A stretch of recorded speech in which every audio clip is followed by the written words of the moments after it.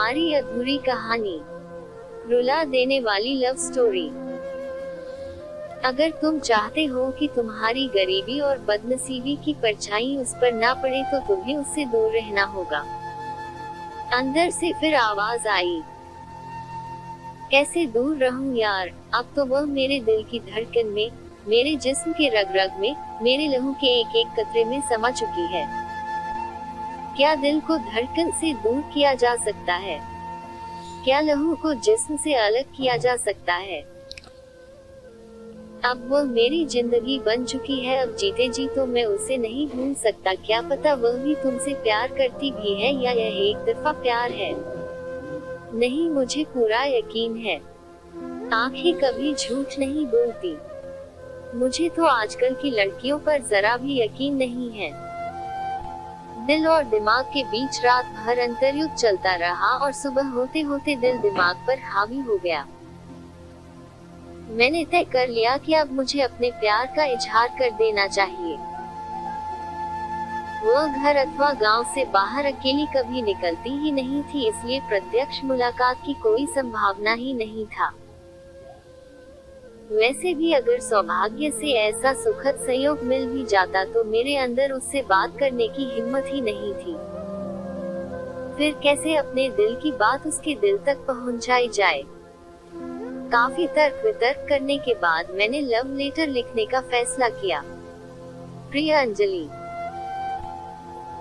काफी दिनों से सोच रहा था कि तुमसे अपने दिल की बात बताऊं, लेकिन डर लगता था कि कहीं तुम मुझे गलत ना समझ लो और कहीं मुझसे नाराज ना हो जाओ, इसलिए मैं चाहकर भी अपने दिल की बात कह नहीं पाता था। परंतु अब मेरा जीना दुश्वार हो चुका है। रात भर मैं सो नहीं पाता हूँ। जब से मैं तुमसे मिला हूँ तब से एक पल के लिए भी तुम्हें भूल नहीं पाया हूँ। हर घड़ी हर पल बस तुम्हारा ही चेहरा मेरी आंखों के सामने घूमता रहता है। समझ ही नहीं आता कि क्या करूं, कैसे तुम्हें अपने दिल की बात बताऊं। लेकिन आज अपने दिल के हाथों मजबूर होकर तुम्हें अपना पहला प्रेम पत्र लिख रहा हूं। उम्मीद है तुम मेरे दिल के जज्बातों को जरूर समझोगी। अंजलि, मैं तुमसे बहुत बहुत बहुत प्यार करता हूँ। मैं तुमसे इतना प्यार करता हूँ कि उसे शब्दों में बयां नहीं कर सकता। तुम्हारा खूबसूरत चेहरा मेरी आंखों में बस चुका है। जिस दिन मैं तुम्हें नहीं देखता हूँ उस दिन मैं बेचैन हो जाता हूँ। रात भर मुझे नींद आती, बस रात भर तुम्हारी याद में करवटें बदलता रहता हूँ।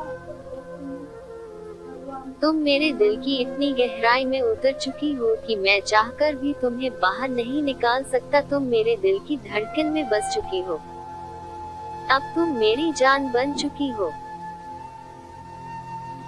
अब अपनी पूरी जिंदगी तुम्हारे नाम लिख चुका हूँ। मैं नहीं जानता कि तुम मेरे बारे में क्या सोचती हो और ना ही यह जानता हूँ कि तुम्हारे दिल में मेरे लिए क्या है, इसलिए तुम अपने दिल की बात पत्र लिखकर जवाब जरूर देना।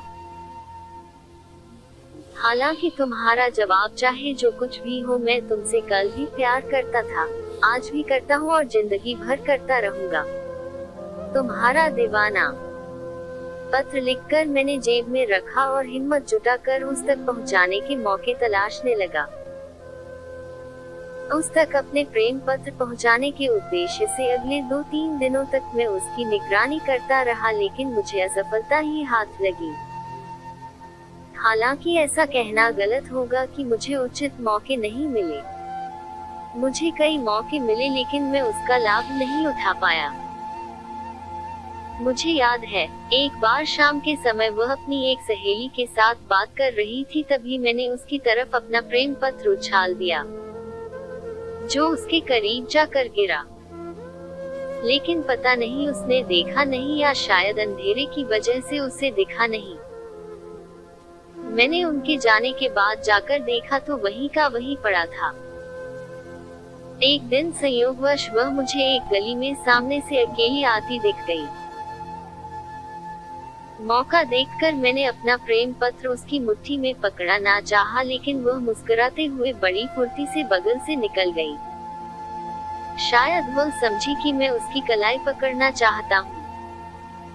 थोड़ी देर के बाद मैं उधर से वापस लौटा तो मुझे देखकर मुस्कुराने लगी। पता नहीं कैसी पागल लड़की से पाला पड़ा है। मैंने अपना माथा पीट लिया। यह लो, इसे अपनी अंजलि को दे देना एक बार, मैंने उसकी एक सहेली को प्रेम पत्र थमाते हुए कहा। ना बाबा ना, मैं इन चक्करों में नहीं पड़ना चाहती, कहते हुए उसने पत्र लेने से इनकार कर दिया। ऐसे और अवसर कई बार आए जब मैं उससे अपने प्यार का इजहार कर सकता था, लेकिन इसे अपनी कायरता कहूँ या बुज़दिली चाह कर भी मैं उससे अपने प्यार का इजहार नहीं कर सका। उसके सामने जाते हैं न जाने मुझे क्या हो जाता था। उसके बाद भी न जाने कितनी दफा मैंने प्रेम पत्र लिखा, लेकिन किसी को उसके अंजाम तक नहीं पहुंचा पाया। इसका एक कारण यह भी था कि कहीं ना कहीं मेरे अंदर एक डर भी था कि कहीं वह इनकार ना कर दे और हमेशा के लिए नाराज ना हो जाए। मैं किसी भी हाल में उसका साथ खोना नहीं चाहता था।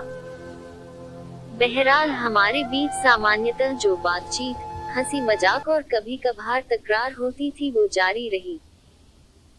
मुझे कभी ऐसा लगा ही नहीं कि वह मुझसे अलग है। सुख में और दुख में मैं हमेशा उसे अपने साथ पाता था।